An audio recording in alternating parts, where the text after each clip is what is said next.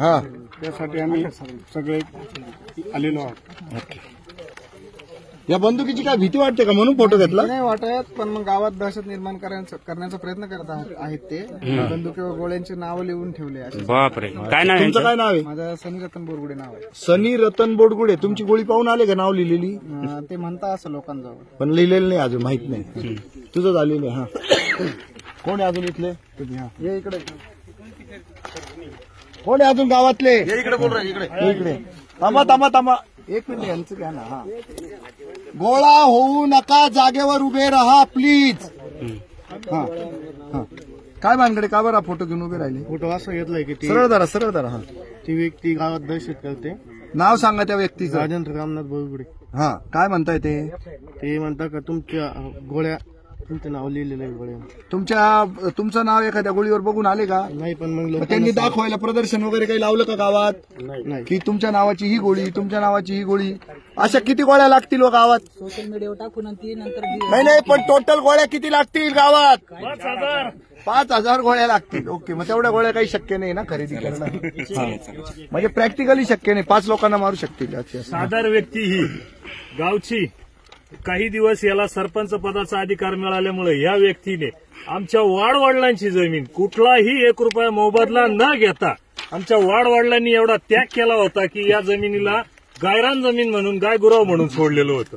आणि ह्या जमिनीची फार म्हणजे भूमी अभिलेखांपासून तर सर्व अधिकाऱ्यांनी संगनमतांनी इतका गोंधळ घालून आमच्या जमिनीत असा मोठा कारभार करून ठेवला, जसा कावळ्याच्या हाती दिला कारभार आणि त्यांनी हागून भरून ठेवला सगळा दरबार.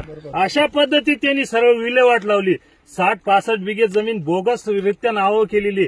आमची एकच मागणी आहे आता, सादर जमीन ही आमची आम्हाला नसून आम्ही गावासाठी परत लढतोय. आमचं तर हे मत आहे, गावानी सुद्धा आमच्या मागे यावं अजूनही. पण आता ही लढाई आम्ही लढायला सुरुवात केलेली. गायरान जमिनीचा मुद्दा हा खूप वाढलेला आहे. बोगसरित्या केलेला कारभार हा शासनानं लवकरात लवकर निर्णय घ्यावा आणि कर्मचाऱ्यांवरती गुन्हे दाखल व्हावे. कोणत्या कर्मचाऱ्यांवर?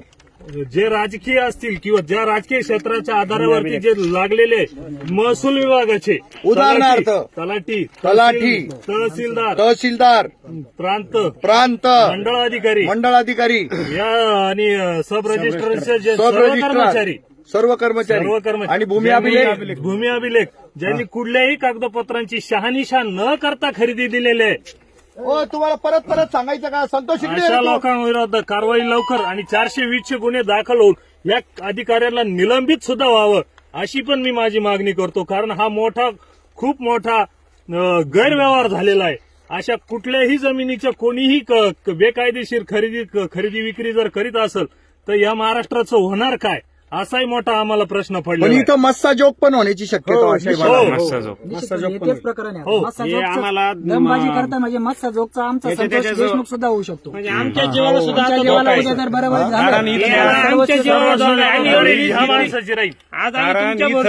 घेतली, पण आमच्या जीवाला सुद्धा आता धोका वाढलेला आहे. उद्या जर काही तुमच्या भरोश्यावर सर्वस्व जबाबदार नाही. आता गाव बघितलं तुम्ही, सगळ्या म्हणले पळून गेले फक्त या दहशतीमुळे.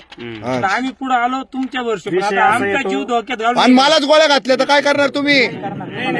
नाशिकलाच गोळ्या घालील तो आम्हाला घालील सर. तुम्हाला आम्ही सर एक काम करा, त्या अधिकाऱ्यांची नावं घ्या बरं. तुम्ही ते त्यांच्यावर आरोप करताय. सरळ ना, आमच्या तालुक्याचे विद्यमान आमदार दिलीप काका बनकर यांचा वरदहस्त असल्यामुळे आता घेऊन सांगा कोणाला व्यक्तीला निफाड तालुक्याचे विद्यमान आमदार दिलीप बनकर यांचा वरदहस्त असल्यामुळे तुमची सहमती काय? आरोप करता काय म्हणाले ते सांगा. निफाड तालुक्याचे विद्यमान आमदार दिलीप काका बनकर यांच्या वरदहस्तानेच हे प्रकरण सगळं चालू आहे. तुम्हाला तुमचं काय म्हणणं आहे याच्यावर?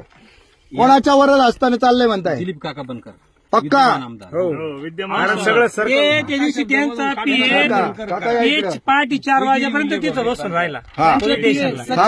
थांबा मला व्यवस्थित करू द्या बाबा. यांचं असं म्हणणं आहे विद्यमान आमदारांचा वरदहस्त या माणसाला याला पाठिंबा आहे त्यांचा सुद्धा पक्का. म्हणजे इथं पण मस्साजोग होण्याची शक्यता आहे. अच्छा, मग या संदर्भामध्ये तुम्ही पोलीस स्टेशनला काही कळवली का? वर्दी दिली काही? आम्ही 4 महिन्यापासून ह्या मॅटरसाठी 420 पेपर दाखल केले, 3 FIR दाखल केले आहे. नाशिक SP ऑफिसला, निफाड पोलीस स्टेशन, DYSP कुठल्याही प्रकारची दखल घेतल्या जात नाही. आणि या प्रकरणामध्ये दिलीप बनकर हे माझे आताचे सध्याचे विद्यमान आमदार असल्यामुळे तहसील आणि महसूल बरं का साहेब, महसूल खातं असेल, गुन्हे अभिलेख असेल, त्यांच्या बोटावर विषयावर नाचत आहे. यावर इकडे चला प्लीज, ऐका माझं. सगळं काळं काळं येऊन राहिलं, ते काही उपयोग नाही होऊन राहिला. आता जो थांबा, 1-2 मिनिट थांबा. जोपर्यंत तुम्ही स्वतःला शिस्त लावत नाही तोपर्यंत चालू करत नाही. चला लाईन मध्ये उभे राहा. जागेवर हलणार. आणि काळी टोपीवाले